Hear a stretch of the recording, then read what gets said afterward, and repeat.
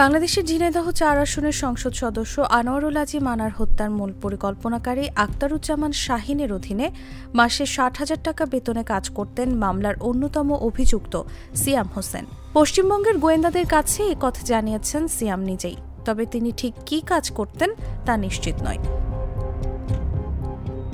গত শুক্রবার বাংলাদেশ সীমান্তবর্তী পশ্চিমবঙ্গের উত্তর ২৪ পরগনার বনগাঁ এলাকা থেকে সিয়ামকে গ্রেফতার করে রাজ্য পুলিশের গোয়েন্দা বিভাগ। অনেক নাটকীয়তার পর ওই দিন রাতে সিআইডি জানায় এমপি আনার হত্যাকাণ্ডের অন্যতম আসামি সিয়ামকে গ্রেফতার করা হয়েছে।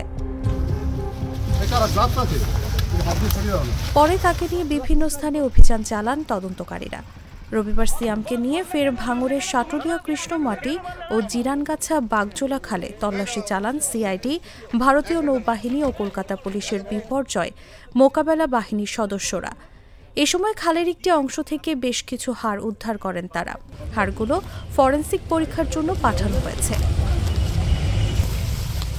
সিআইডি সূত্র জানিয়েছে, জিজ্ঞাসাবাদে সিয়াম হোসেন বলেন, এমপি আনার হত্যার মামলায় প্রধান অভিযুক্ত যুক্তরাষ্ট্রের বাসিন্দা আখতারুজ্জামান শাহিনের অধীনে মাসে ৬০,০০০ টাকা বেতনে কাজ করতেন তিনি।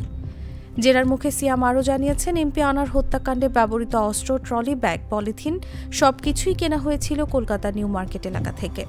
এমপির দেহাংশের মাংস কিমা করার জন্য একটি মেশিনও কিনে এনেছিলেন অন্য দুই অভিযুক্ত ফয়সাল এবং মুস্তাফিজ।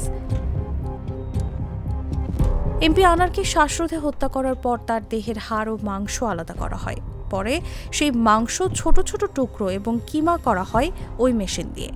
মেশিনটি কোথায় রয়েছে তা ফয়সাল জানেন বলে দাবি করেছেন সিয়াম হোসেন।